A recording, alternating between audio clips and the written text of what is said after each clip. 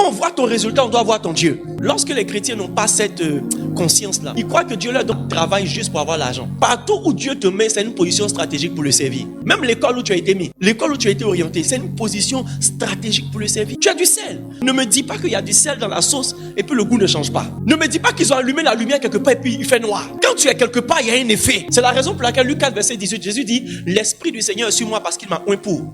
C'est pourquoi Dieu te donne l'onction. Ta saveur est contenue dans l'onction. Parce que ce n'est ni par ta force, ni par ta puissance, mais c'est par l'Esprit de Dieu.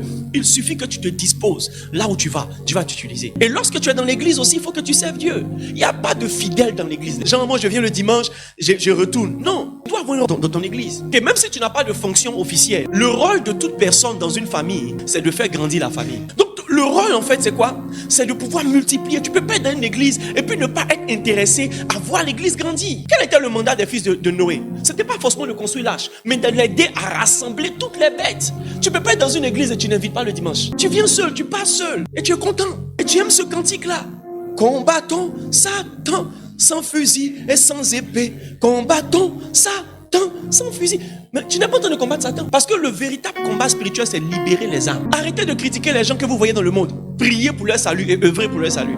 Peut-être que tu ne peux pas évangéliser, mais tu peux envoyer la personne quelque part pour qu'on puisse l'évangéliser. Tu peux lui offrir un CD, tu peux lui offrir un livre, tu peux lui offrir une Bible. Inviter les gens bien-aimés. Participer à la croissance de l'église. Tu dois faire quelque chose. Admettons que tu ne sais rien faire, au moins inviter, tu peux le faire. Tu sais comment progressivement rendre une fille amoureuse de toi. Tu sais comment progressivement rendre un garçon amoureux de toi. Maintenant, pourquoi est-ce que tu ne sais pas comment évangéliser? C'est parce que quand il s'agit de l'évangile, on abandonne ça au Saint-Esprit. La Bible dit, nous sommes collaborateurs avec Dieu. Donc, ce que tu sais faire là, ça compte. Va étape par étape. Tu veux inviter tes voisins à l'église. Quoi de plus normal que de commencer à les saluer?